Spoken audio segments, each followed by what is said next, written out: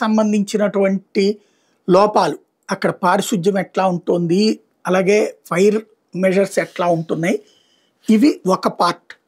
అక్కడ తినుబండారాలు ఎలా ఉన్నాయి, ఆ ధరలు ఎలా ఉన్నాయి, వీటి సంగతి తేల్చమని పవన్ కళ్యాణ్ గారు ఆదేశించారు. నిన్న అర్జెంటుగా తూర్పుగోదావరి జిల్లాలో జనసేనకి పట్టు ఉంటాం, ఎమ్మెల్యేలు కూడా అక్కడ ఎక్కువ ఉంటాం, వీళ్ళందరూ పరుగులు పెట్టుకుంటూ అధికారులు వెళ్ళారు. వెళ్ళాక ఏ ఒక్కదాని మీదనైనా చర్య తీసుకున్నారా? క్వాలిటీ ఎట్లుందో చెక్ చేసి వచ్చారంటే నోట్లో వేసుకున్నాడు మొదలు తినొస్తే అయిపోతుంది. అక్కడ క్వాలిటీ బాగానే ఉంటుంది, అంతంత రేటు పెట్టినప్పుడు క్వాలిటీ బాగా పోతేట్టగా క్వాలిటీ బాగానే ఉంటుంది. ఇక్కడ క్వాలిటీ సమస్య కాదే, క్వాంటిటీ అట్లాగే కాస్ట్, అవి కదా ప్రజలకు సమస్య. నిలువెత్తున దోచుకుంటోంది ఏంటి?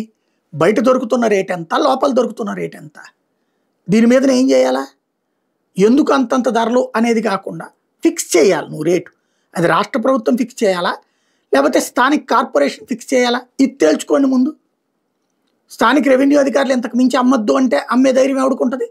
వాళ్ళు కోర్టుకు వెళ్తే కనుక కోర్టు ద్వారా ఆదేశాలకు అయినా సరే మనం ఆర్గ్యూ చేయొచ్చు కదా. లేదా రాష్ట్ర ప్రభుత్వం తరపున చట్టం చేయండి, లేదా స్థానిక సంస్థలకైతే కనుక స్థానిక సంస్థల్లో తీర్మానాలు చేయండి, మున్సిపల్ కౌన్సిల్లో లేకపోతే కార్పొరేషన్లో ఎంత రేట్లు ఉండాలనేది.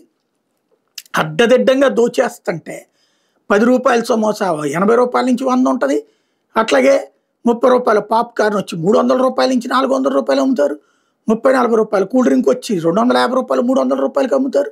దారుణంగా దోచుకుతుంటే దాని సంగతి ఏదో తేల్చండి అయ్యి అని చెప్పి పవన్ కళ్యాణ్ అంటే సిద్ధడు అద్దంకి వెళ్ళినట్టు వెళ్ళారట, చూశారట, వచ్చారట, రైడ్ చేసినట్టు వార్తల్లో ఉంటుంది, బ్రేకింగ్లో ఉంటుంది, వెళ్ళి చూసి క్వాలిటీ బాగుందో లేదో టేస్ట్ చేసి వచ్చారట.